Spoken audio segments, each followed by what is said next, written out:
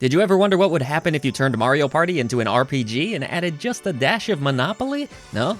Me either, to be honest, but Dokapon Kingdom Connect does just that. Quick history lesson here, Dokapon Kingdom originally launched in Japan back in 2007 on the good old PlayStation 2, with the North American version coming out about a year later and being published by Atlus, a name many of you probably know pretty well at this point. This version in itself was a reimagined version of a Super Nintendo game called Dokapon 321, which if you ever played somehow, I'd like to buy you a beer, a Coke, or whatever you drink, because I sure didn't.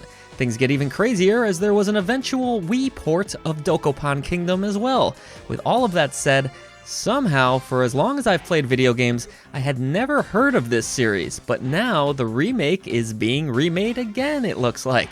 And here we are with the Dokapon Kingdom Connect on the Nintendo Switch. This feels like the most remade game I've never heard of. So as I touched on there, Dokapon Kingdom Connect is part board game, part RPG. You and up to 3 other friends take turns spinning a wheel and moving around a map in whichever direction you choose. You begin a round by selecting the level you would like characters to begin with, and then you'll choose between 3 different classes. There's Warrior, Magician, or Thief. There are more classes to be unlocked for a total of, I believe, 11. For the sake of this review and to help you understand how a typical game of Dokapon Kingdom Connect plays out, I'll lay out the basics for you. As you roll and move around the map, your goal is to conquer areas and gain as much influence as possible. Whoa, it's kind of like trying to survive as a YouTuber, right? Did you think you'd be able to simply land on property and claim it as your own? Ha! Think again. You'll need to defeat monsters who haunt these lands in a duel to the death using turn-based combat. The board that you'll travel, quite large in size, is also littered with yellow spots which host less powerful foes should you make them your final resting spot per turn.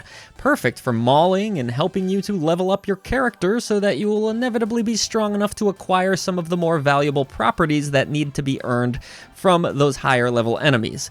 The map also has plenty of treasures to be discovered, along with various shops where you can purchase new equipment and items, though you are also able to challenge the shop owner to rock, paper, scissors. Should you win this, you'll steal from them, and while it will make you feel like a total asshole, you'll net some pretty nice items that will help you on your quest for notoriety.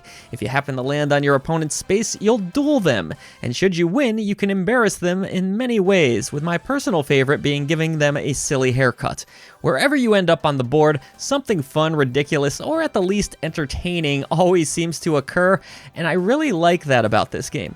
The turn-based combat, as you might expect, is extremely basic. You can try to pickpocket foes, use a risky strike, attack them, or charge, and then you have defensive options when you're being attacked. Combat also feels a bit rock, paper, scissors in nature, but the battles, while simplistic, do manage to be entertaining enough, and they don't take as long as they might in a more traditional RPG.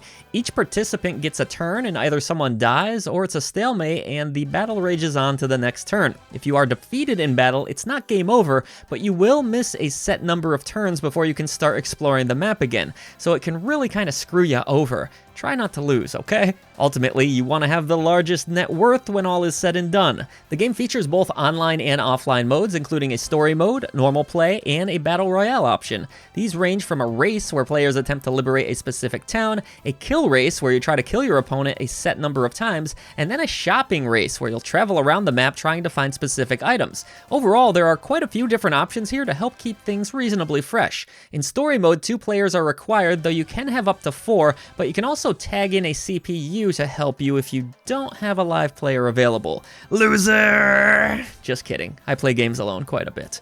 It's also worth noting that you can pass around one controller that all players can share, which is a nice option for folks that might not have a bunch of extra controllers to spare or don't want to dick around with the Joy-Cons. As for the story itself, monsters have invaded the kingdom, and as payment, the king will allow you to marry the princess if you get rid of them. Wait, I get to marry her and become king? Nice. I don't know, it's kind of weird, but whatever. Either way, the story mode tosses all kinds of objectives your way, and I think it's really neat that you can play it with a friend or two. Alright, I know I threw a ton of information at you, and Dokapon Kingdom Connect is not the easiest game to explain, but I can assure you that it is quite simple to play.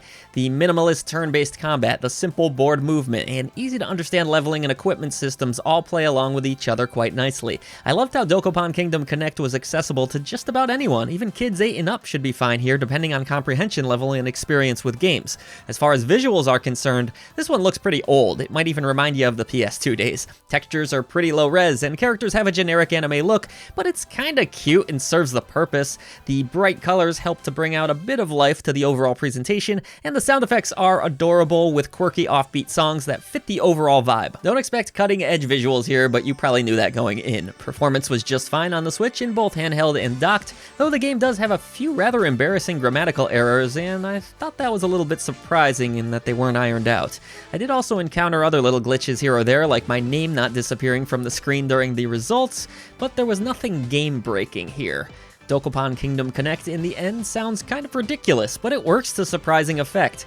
Who would have thought turning Mario Party into a lightweight RPG would be kind of fun, but I'll be damned, it is. If you're looking for something different to add to your party game nights, I do recommend this one. It's a little jank in spots, but it's different, and I can respect that. The RPG mechanics are not difficult to understand, so even younger audiences might enjoy having this added to family night. While I don't think this is something I'll always be in the mood for, it will make for a great change of pace when I am. Good job!